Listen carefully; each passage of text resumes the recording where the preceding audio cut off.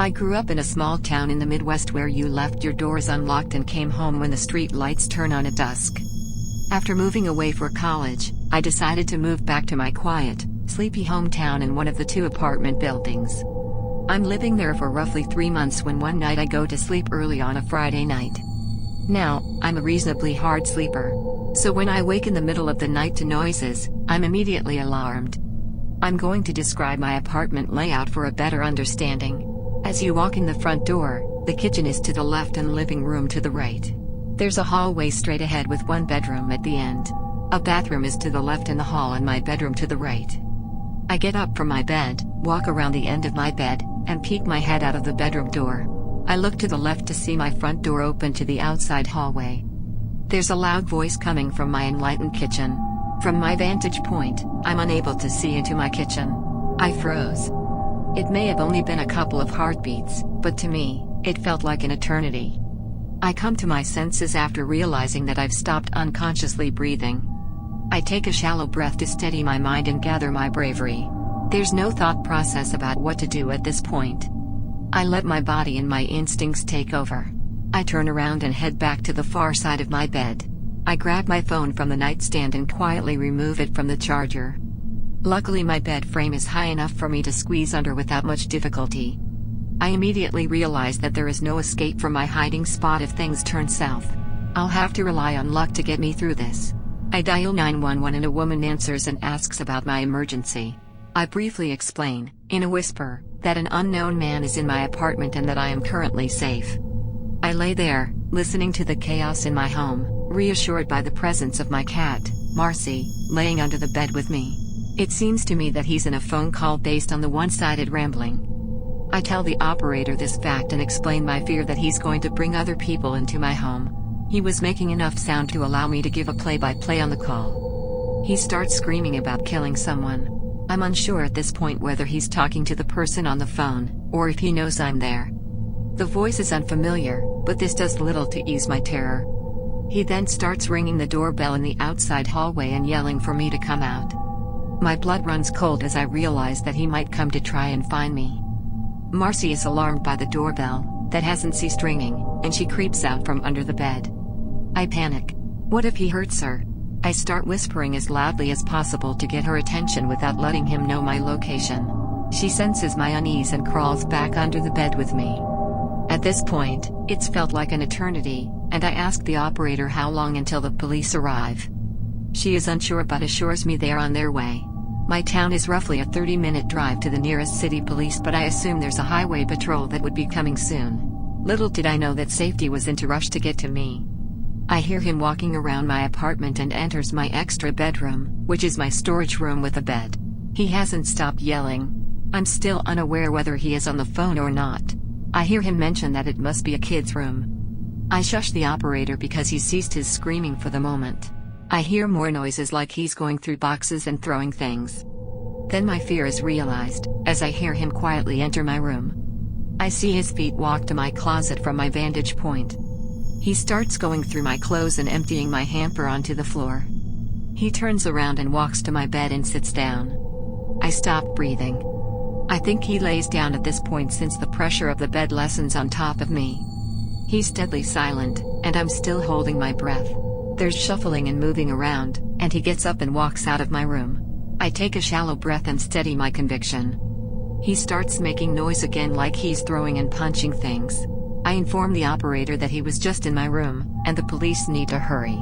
I don't know how long I can keep Marcy under the bed and concerned about what could happen if he finds me. He walks back into the kids' room quietly. I shush the operator again because she is continually asking me for a play-by-play. I hear him breathing from the other room. After the quietest few minutes of my life, he yells, "Who's there?" I freeze again listening for movement. Nothing. I'm starting to get lightheaded from my shallow breathing.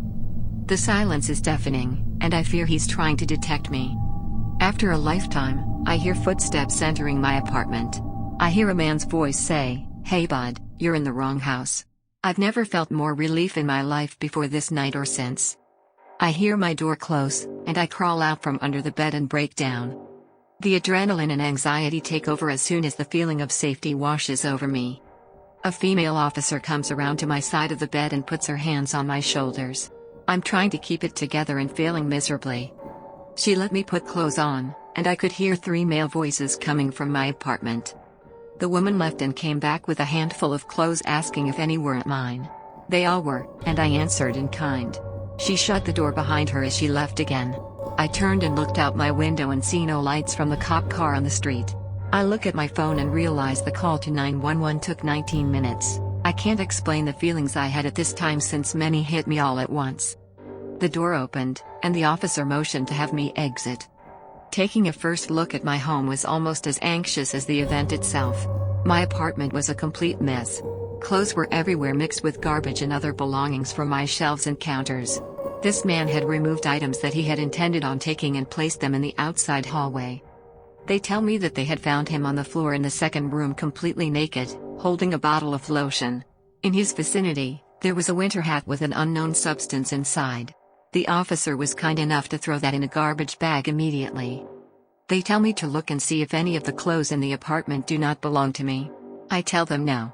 This man entered my home completely naked and destroyed my home. I noticed that the lid of my garbage can was filled with cat poop. It seems that it had been separated from the rest of the bag.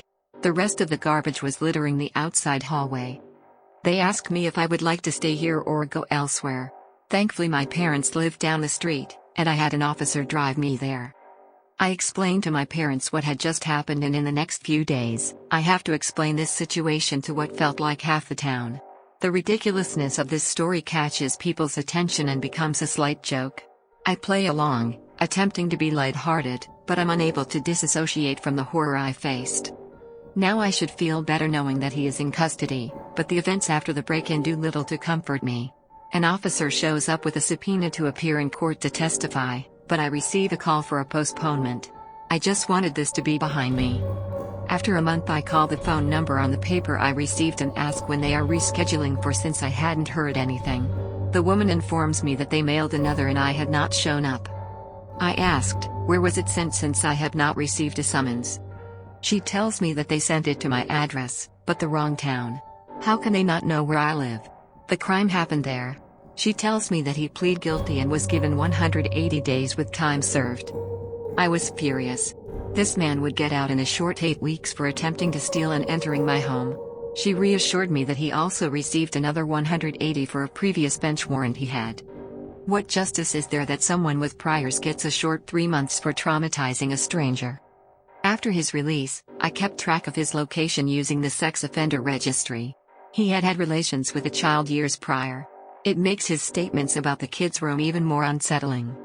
He was arrested, yet again, for a 4th DUI shortly after his release and sentenced to 5 years with 2 suspended.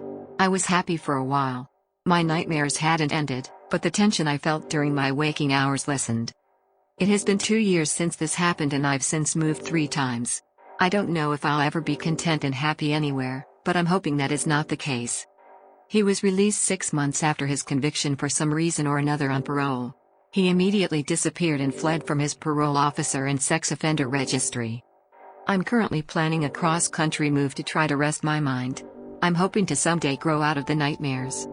Naked man, I hope to never meet you again.